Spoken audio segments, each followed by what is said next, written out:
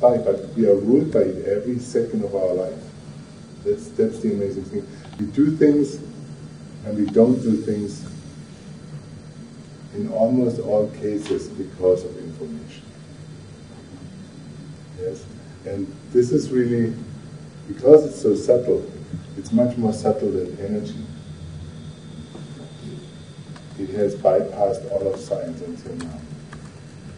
Like they are looking, like now in the CERN Hadron Collider, they're looking for the basic matter of the universe. That maybe they'll find one particle which is living a trillionth of a second, and they say that's now the basic block of the universe. But what is our emotions made up of? Is this made out of some particles? Of course not. Our world is governed by information, and this is not something new. Who is following the forum right now? The forum, the energetics forum. So yeah. Because if you don't, I can really recommend this. It's like now my form of developing the science of information, also in respect to energy medicine, but information in respect to everything. So you go just to energeticsforum.com, and or you see it, you go to our website, click on summary, and there's a link to us to the forum. So,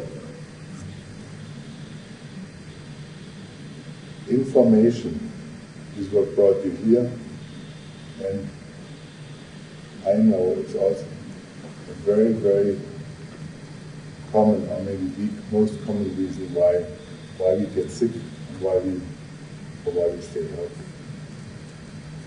And this is really the science of the 21st century. And for this, we also have to completely rethink our ideas of concepts, because now everybody talks about energy and frequencies, and of course it's clear everything is frequency and everything is energy. But this is like the last century. What I'm talking here, what you get here is not energy, it's not frequency, it's information. And it's so obvious, but how could it bypass even people like Einstein, who said, well, everything that exists is energy? How could he not see this? His whole world was about thinking. Right? His whole world was about mind activity, but he was saying everything is energy. How could he have this kind of, how could he miss what is more close to him than the food? He would rather think than eat, of course. So how could he bypass this?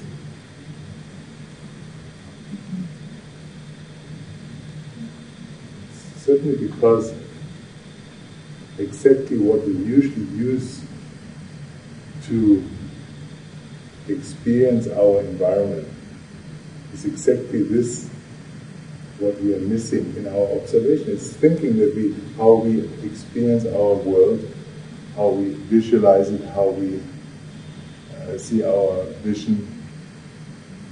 And so it's exactly that what is observing. The mechanism of observing, that's the least that is being observed, being studied. But it was not always like this. For example, in what other cultures did they already talk about this science of information?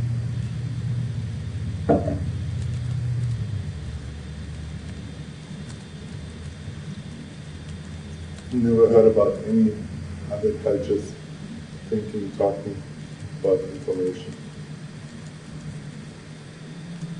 But, for example, I have an expert here, but